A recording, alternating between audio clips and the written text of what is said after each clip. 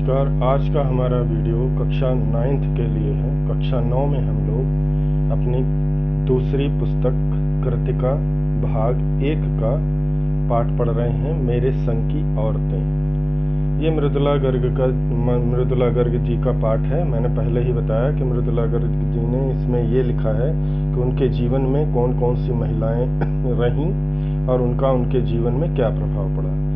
पिछली बार हमने शुरू किया था थोड़ा सा कि लेखिका ने पहले अपने नाना के नानी और अपनी माँ दादी दादा के बारे में बताया था, और इस बार पिछले वीडियो के लास्ट में हमने बताया था कि अब ये अपनी परदादी के बारे में बता रहे हैं।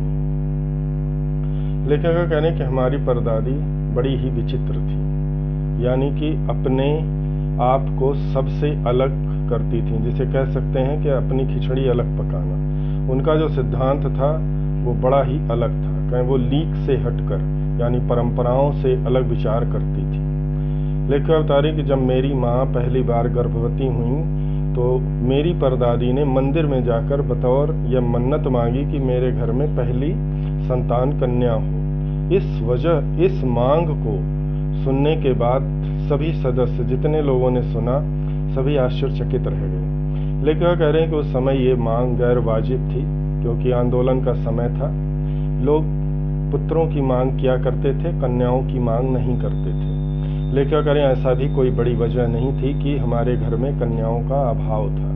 हमारी बुआ थी, मेरे पिता की बुआ थी। इस तरह करें कन्याओं का ऐसा नहीं था कि कई पीढ़ियों तक हमारे घर में कन्या उत्पन्न नहीं हुई थी। लेखिका कह रहे हैं कि अगर ये बात ईश्वर और दादी के बीच में रही होती तो भी अच्छी बात थी, पर उन्होंने इसे सबको बता दिया। सबको बताने से और भी ज़्यादा लोग आश्चर्यचकित हुए। फिर लेखिका ये बता रही हैं कि ये सिलसिला उन्होंने ऐसा जारी रखा कि जब तक माँ के पेट से एक कन्या उत्पन्न नहीं हुई। उनके बारे में पूरे गांव में प्रसिद्ध था कि ईश्वर और परदादी का कनेक्शन जुड़ा हुआ है, यानी इधर दादी कोई डिमांड रखती हैं, उधर ईश्वर तथास्तु कह देते हैं बिना किसी हिचकिचाहट के। लेखिका कह रहे उन्होंने तथास्तु ऐसा कहा कि एक के बाद एक हम 5 बहनों का आगमन हुआ। फिर हमारा छठी संतान के रूप में मेरा भाई उत्पन्न हुआ। लेखिका कह रहे कि दादी इतनी ही तक रहती तो भी ठीक था। दादी के प्रभाव से एक नामी चोर उनके घर का गुलाम बन गया। लेखिका बता रही हैं कि शादी विवाह का माहौल था और दादी चैन से सोने के लिए किसी दूसरे कमरे में चली गईं और उसी कमरे में एक चोर सेंध लगाकर घुस आया। दादी ने उसे लोटा थमा दिया और बोला जाओ पानी भर के लाओ। उसने डरते हुए कहा मैं चोर हूँ। तो दादी ने कहा चोर हो तो क्या हुआ, क्या पानी नहीं पिलाओगे? वो बंदा गया, पानी ले आया और दादी को पिलाया। दादी ने बचा हुआ पानी कहा तुम पी लो। उसने पानी पी लिया और दादी उठकर बैठ गईं और बोली कि अब हम और तुम माँ और पुत्र हो गए। क्या तुम चोरी करना चाहोगे या जेल जाना चाहोगे? अब वो बेचारा क्या करता, जेल जाता, बहुत मार खाता। अंग्रेजों का समय था। उसने जो है दादी की ही शरण ली। लेखिका कह रहे हैं कि उस चोर को मैंने अपने होश संभालने के बाद भी देखा अपने घर में कार्य करते हुए, जो देखने में अत्यंत सीधा था, या शायद दादी के प्रभाव से वो सीधा हो गया था। लेखिका कह रही हैं कि उस चोर के अंदर बिल्कुल भी ऐसा नहीं लगता था कि ये कभी चोर रहा होगा। इतना सीधा हो चुका था और दादी बेगार कराती थी उससे, बिना तनख्वाह के, बिना पेमेंट के अपने खेतों में उससे नौकर की तरह काम करवाती थी। ये दादी का हाल था। तो लेखिका कह रही हैं कि दादी कितनी भी बड़ी ईश्वर की भक्त रही हों या कितनी भी बड़ी दानी रही हों, पर उन्होंने उस चोर के साथ लगभग 20 वर्षों तक, उनके मर जाने के बाद भी वो अपना कुछ काम करता रहा। 20 वर्षों तक दुष्प्रभाव, उसका दुरुपयोग किया, उसको क्षमा नहीं किया, जबकि उसने कुछ भी चोरी नहीं की थी और पकड़ा गया था। शायद चोर ने भी सोचा हो कि इससे अच्छा तो जेल ही जाना था, क्रांतिकारियों में नाम आ जाता। अब चलिए हम लोग आगे देखते हैं कि लेखिका आगे परदादी के विषय में क्या बता रही हैं। और इस बार हम लोग दादी और चोर की कहानी को विस्तार से देखेंगे कि दादी ने किस प्रकार चोर से बात की और उसको किस प्रकार अपना गुलाम बनाया। तो चलिए हम लोग देखते हैं। हम लोग मेरे संग की औरतें देख रहे थे, मृदुला गर्ग जी का। हमने आपको इसमें काफ़ी कुछ बताया है और हमने हमने पिछले वीडियो में हमने लेखिका ने बताया कि हमारी एक परदादी थी। परदादी की कहानी हम लोगों ने शुरू कर दी थी और आज हम लोग ये देखेंगे कि परदादी ने उस घर में घुस आए चोर के साथ कैसे व्यवहार किया। अब चलिए हम लोग देखते हैं कहाँ से शुरू होती है। हम इसको खोज लेते हैं। यहाँ से था हमारा लोग का।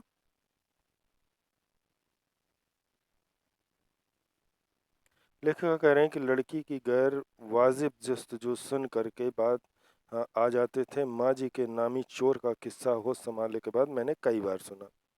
अब लेखिका कहानी सुना रही।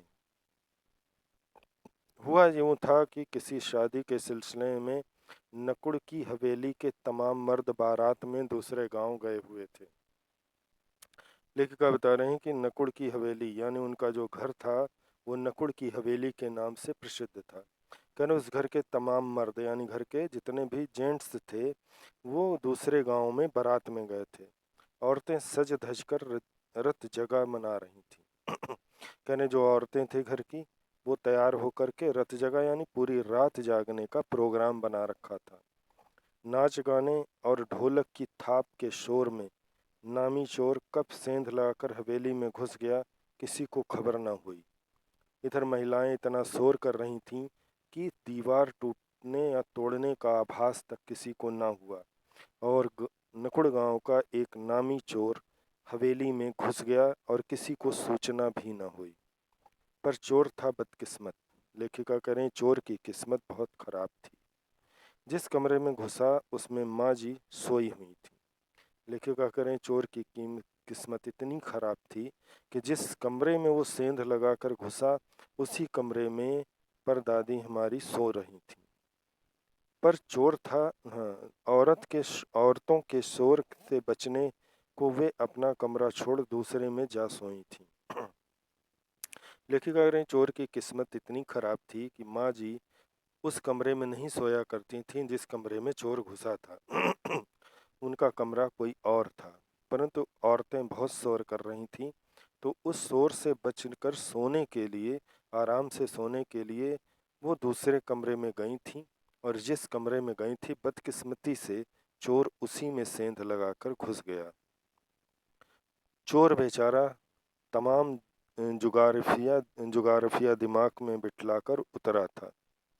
लेखक कह रहे हैं जुगारफिया का मतलब हुआ विभिन्न प्रकार की धारणाएं कि यहाँ पर इन चीज़ों को प्राप्त करूँगा, ये सोने गहने प्राप्त हो जाएंगे, ऐसे विचार करके दिमाग में बिठा करके उतरा था कि उसे क्या पता था कि इतनी बड़ी बूढ़ी पुरखिन जगह बदल लेंगी।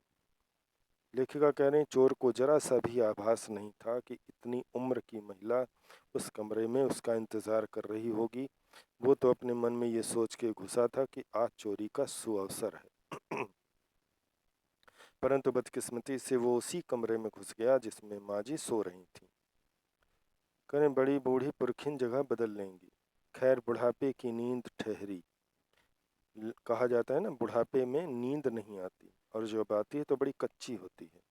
चोर के दबे पाँवों की आहट से ही खुल गई। लेकिन कह रहे हैं कि उसके दीवार काटने से ले करके जब वो कमरे में दाखिल हुआ उसके दबे पाँव को भी माँ जी ने पहचान लिया और उनकी निगाह आँख खुल गई। कौन? उन्होंने प्रश्न किया। माँ जी ने कौन? माँ जी ने इत्मीनान से पूछा। माँ जी को लगा कि शायद कोई घर का सदस्य मुझे देखने या इधर किसी काम से आया है, तो उन्होंने प्रश्न किया कौन। जैसे अंधेरे में हम पूछते हैं कौन आया है तो उधर से जवाब मिलता है जो भी व्यक्ति आया है। माँ जी ने इत्मीनान से यानी पूरे आराम से पूछा बिना किसी भय से। जी मैं। अब चोर बेचारा क्या करता, क्योंकि वो स्वभावतः उसने उत्तर दे दिया।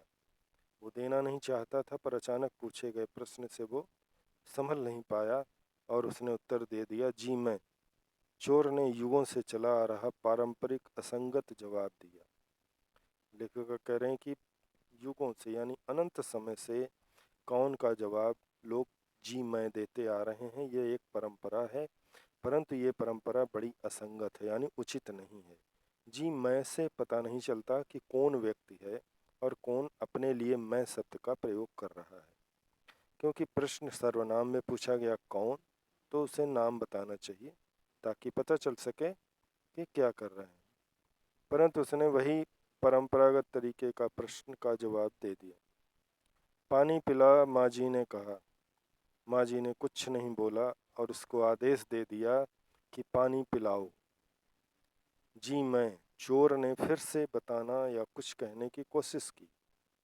चोर झिझक रहा था। अब चोर ये सोच रहा था कि मैं इस घर की महिला को, जो इतनी बड़ी बूढ़ी हैं, और मैंने लेखिका ने पहले ही बताया था कि पूरे गांव में दादी माँ की चर्चा थी कि ईश्वर से उनके तार जुड़े हुए हैं। चोर घबरा गया। चोर झिझक यानी संकोच कर रहा था कि वो क्या बोले। तब तक माँ जी बिस्तर के बराबर में टटोल कर देख चुकी थी कि लोटा खाली था। माँ जी ने अपने बगल में, बिस्तर के बगल में एक टेबल पर लोटा पानी भरकर रखा हुआ था। उसको उन्होंने टटोल कर यानी अंधेरे में टच करके, स्पर्श करके देख लिया कि लोटे में जरा सा भी पानी था, जरा सा भी पानी नहीं था। उन्होंने आदेश दिया, ऐसा कर।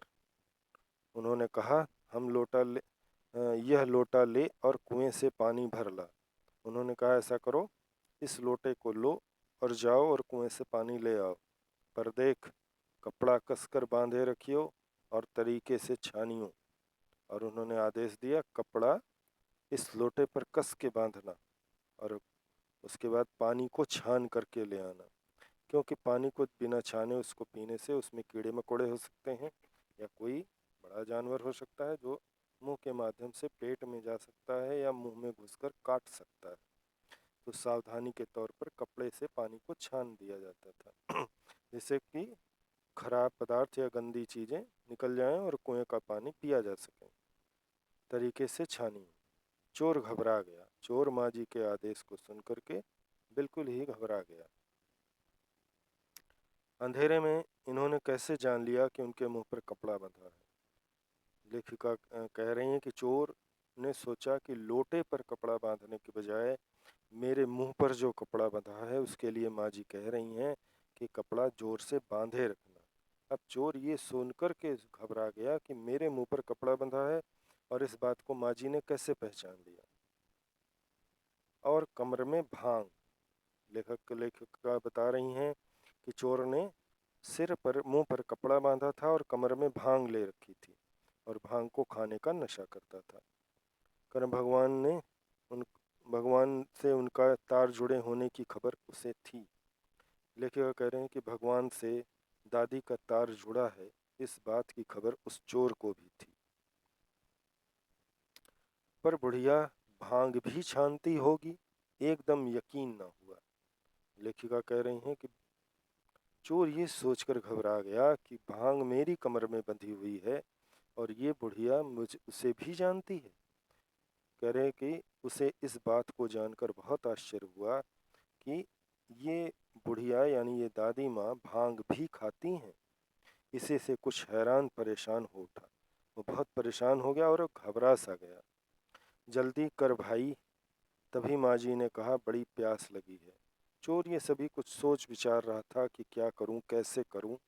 तभी माँ जी ने पुनः आदेश दिया, जल्दी करो, बहुत प्यास लगी है।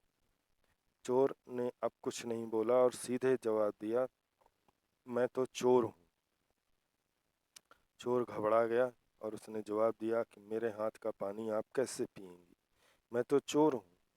मारे घबराहट और धर्म संकट के चोर सच कह गया। चोर चाहता तो चुपचाप पानी लाके दे देता माँ जी को, परंतु वह किसी का धर्म बिगाड़ना नहीं चाहता था। वो जानता था कि वो गलत काम करता है और उसके हाथ का लोग पानी पीना भी पसंद नहीं करते हैं। तो वो धर्म संकट में फंस गया कि मैं क्या करूं, इतनी उम्र दराज महिला को जिसके तार ईश्वर से जुड़े हुए हैं, अगर मैं उसको पानी पिला देता हूं तो उसका धर्म नष्ट हो जाएगा।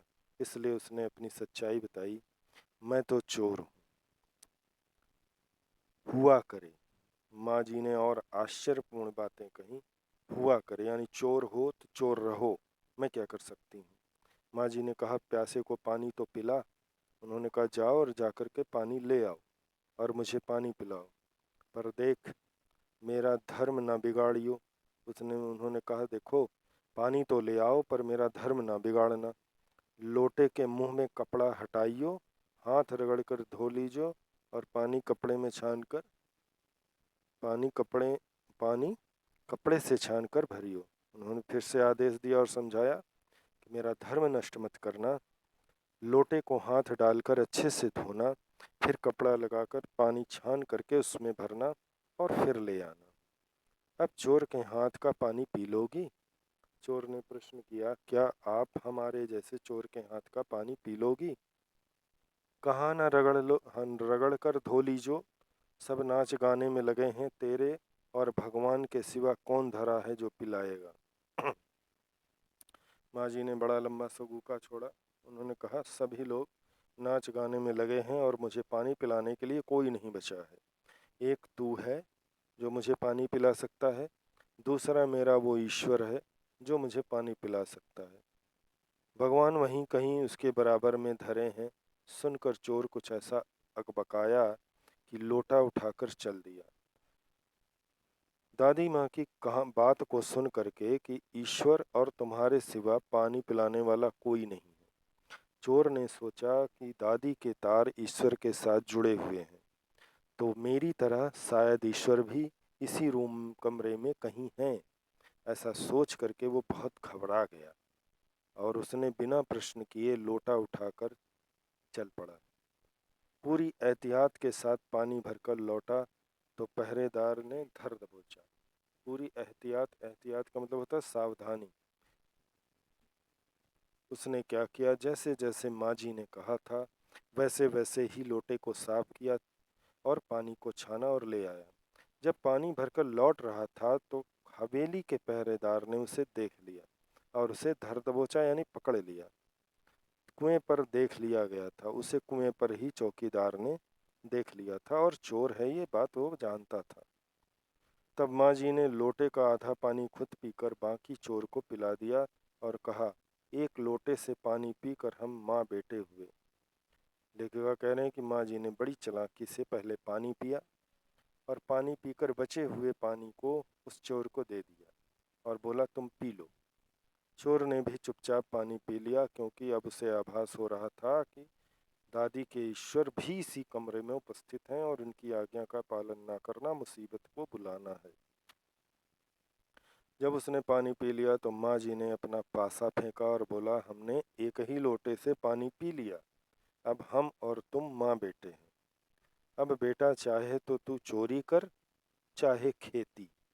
माँ जी ने बड़े आराम से उसे एक दो ऑप्शन दे दिया। एक बोला या तो तुम चोरी करके भाग जाओ, यहाँ से भाग कर दिखाओ, या फिर तुम मेरे खेतों पर खेती करो। माँ जी की इन बातों को सुन करके चोर पूरी तरह से परेशान हो गया। अब चोर और माँ जी की ये कहानी बड़ी दिलचस्प आपको लगी होगी और बड़ी अच्छी थी। अब हम लोग इसके आगे की कहानी अगले वीडियो में देखेंगे। तब तक के लिए हम लोग इसको बंद कर देते हैं।